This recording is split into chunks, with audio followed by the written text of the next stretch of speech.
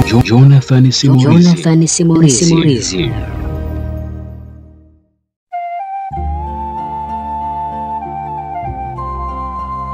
Ebwana, mambo vipi? Karibu sana katika siku ya leo katika Jonathan Alex Simulizi. Kuweza kupata vitu maridhawa kabisa katika siku leo. Ni kukumbusha kwanza kabisa kabla kuweza kuendelea na kitu chochote kabisa, mtazamaji wa Jonathan Alex Simulizi, subscribe lakini pia turn notification bell ili tuweze kuendelea na kitu kikali hiki kutoka hapa Jonathan Alex Simulizi. Majina yangu naitwa Jonathan Alex na leo hii tuko pamoja hapa ili kuweza kupeana updates mbalimbali ambazo zimeshika vichwa mbalimbali vya habari katika pande mbalimbali za dunia. Na leo hii hapa mtazamaji, tutakwenda kuifahamu orodha ya matajiri wakubwa ambao wanaishi maisha ya kawaida zaidi ulimwenguni kote. Katika siku ya leo tunakwenda kumtazama babu wa uchumi na uwekezaji ulimwenguni kote, anaitwa mzee Warren Buffett, ambaye mpaka sasa mwaka 2025 ana miaka 94 toka alipozaliwa. Huyu mzee bana, unaambiwa hivi, anaishi katika nyumba ile ile aliyonunuliwa katika mwaka 1958 kwa bei ya shilingi milioni 100 kasoro, sawa na dola za Kimarekani 30,000 na ushe. Mzee Warren Buffett amekuwa akitumia simu ya kufunua ambayo ni Samsung SCH U320 ambayo alinunua kwa shilingi 60,000 kwa miaka 10 iliyopita, mpaka pale alipokuja kulazimika kuanza kutumia iPhone baada ya kununua 5.5% ya hisa za Apple mwaka 2020. Mzee Warren Buffett ana kompyuta kabisa mpaka sasa, na tangu mtandao ushike hatamu katika dunia hii, huyu mzee aliwahi kutuma barua pepe moja tu kwenda kwa Jeff Flake wa Microsoft.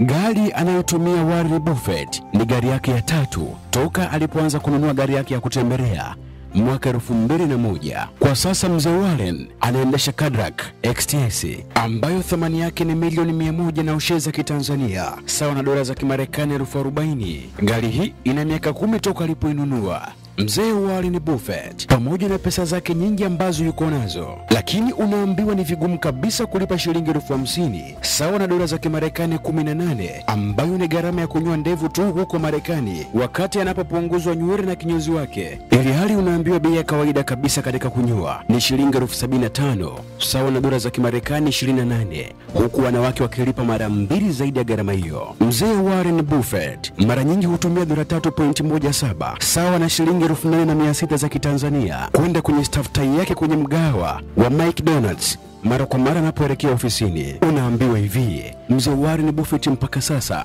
ana takribani pia 20 tu za suti ambazo alishuhudia na rafiki yake wa Kichina, yani Billy, ambaye ni mbunifu kama sehemu ya kumuunga mkono katika kuipandisha hadhi biashara yake. Sio mzee Warren tu, hata unaambiwa mke wake Bi Astrid naye anaziishi falsafa za mumewe, na hivi karibuni mwezi Februari alinaswa na kamera za waandishi wa habari akilalamika kuuziwa kahawa kwa shilingi 13,000 na ushe, sawa na dola 5 tu za Kimarekani, na huku yeye akiendelea kudai kwamba katika maeneo mengi ya nchi hiyo kahawa huuzwa kwa dola 4 tu. Achana na mkewe, rafiki mkubwa wa Warren Buffett ni Bill Gates. Yani unaambiwa hawa wazee wanapokutana huji kuwakuta kabisa na kisinia zaidi ya biskuti za Oreo na kahawa au vichips na vikorokoro vidogo vidogo ambavyo gharama yake hata wewe unaweza kualipia na isikuume kabisa, kama ambavyo inakuuma pale unapomtumia mtu nauli ambaye mara baada ya kuweza kuipata nauli hiyo anakushukuru kwa wimbo wa Zuchu wa CG. Mzee Warren Buffett ni miongoni mwa matajiri 10 zaidi ulimwenguni kwa kuwa na jumla ya utajiri wenye thamani ya trilioni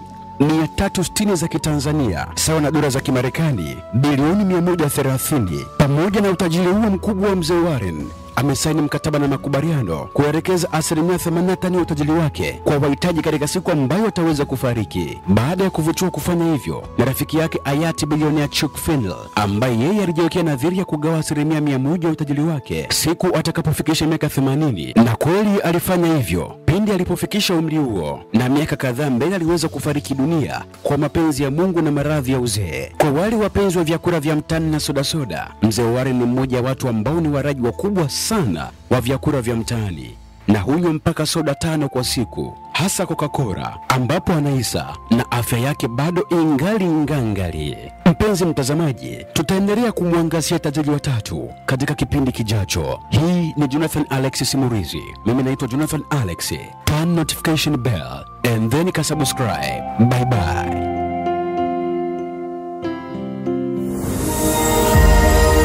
Jonathan Simulizi.